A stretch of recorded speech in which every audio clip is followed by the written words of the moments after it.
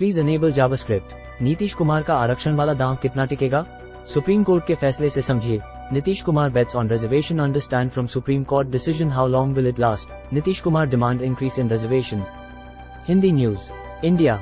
Nitish Kumar bets on reservation understand from supreme court decision how long will it last. Nitish Kumar का आरक्षण वाला दांव कितना टिकेगा?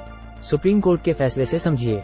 Written by Amit Shukla, Navbharat Times com. Updated the 7th of November 2023 शाम के 7:50।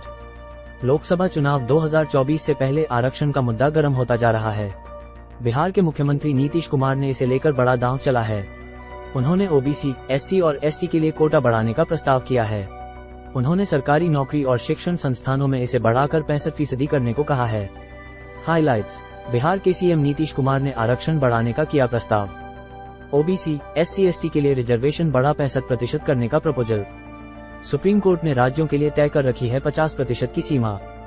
नई दिल्ली। बिहार के मुख्यमंत्री नीतीश कुमार ने ओबीसी, एससी और एसटी के लिए आरक्षण बढ़ाने की जरूरत बताई है। उन्होंने सरकारी नौकरियों और शैक्षणिक संस्थानों में आरक्षण बढ़ाकर 65% करने का प्रस्ताव दिया है।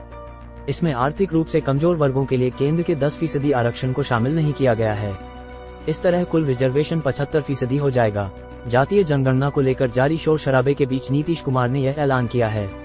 लोकसभा चुनाव से पहले इसे नीतीश की ओर से चले गए राजनीतिक दांव के तौर पर भी देखा जा रहा है। हालांकि नीतीश कुमार के प्रस्ताव में सुप्रीम कोर्ट के फैसले का बड़ा अड़ंगा है। सुप्रीम कोर्ट ने 1992 में इस बारे में फैसला दिया था। राज्य कोटे को 50% की सीमा पर रोकने की बात करता है। नीतीश जो ऐलान कर रहे हैं वह रिजर्वेशन को निर्धारित 50% की सीमा से आगे ले जाएगा। बिहार कास्ट सर्वे के अनुसार राज्य के 13.1 करोड़ लोगों में से 36% ईबीसी से हैं। इनमें 27.1% पिछड़े वर्ग से हैं और 19.7% अनुसूचित जाति से। एससी 1.7% हैं।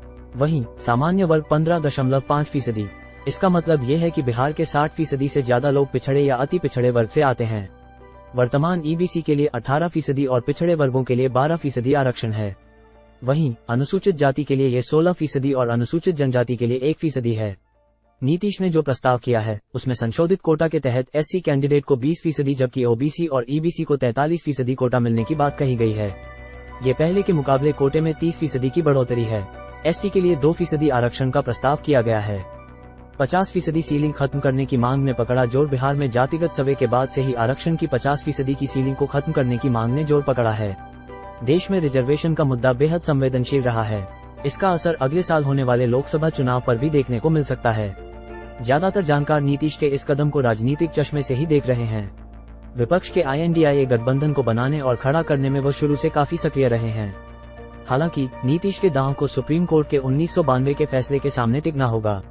देश की सबसे बड़ी अदालत ने तब इंदिरा साहनी बनाम भारत सरकार मामले में आरक्षण को लेकर बड़ा फैसला सुनाया था। अपने फैसले में कोर्ट ने आरक्षण को लेकर 50% की सीमा तय की थी। इसमें तमिलनाडु इकलौता अपवाद है।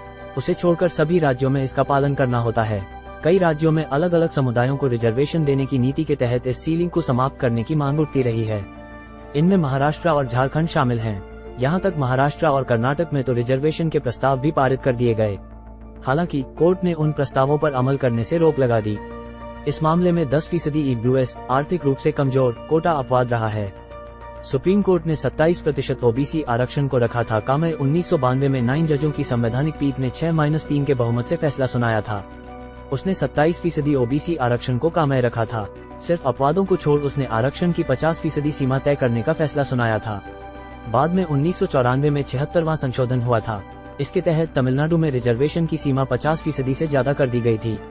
ये संशोधन संविधान की 9वीं अनुसूची में शामिल किया गया है। पिछले कुछ सालों में बीजेपी की सफलता की एक बड़ी वजह तमाम जातियों का उसके साथ जुड़ना रहा है। उसका फोकस जाति के बजाय हिंदुओं को एक करने पर रहा है। प्रधानमंत्री नरेंद्र मोदी से लेकर बीजेपी के बड़े दिग्गज नेता तक जातिवाद और क्षेत्रवाद पर निशाना साधते रहे हैं। हाल में पीएम ने जातिवाद और क्षेत्रवाद को समाज की बड़ी बुराई बताया था। उन्होंने इनके सहारे देश को विभाजित करने वाली ताकतों को उखाड़ फेंकने की अपील की थी। वीडियो सबसे ज्यादा पढ़े गए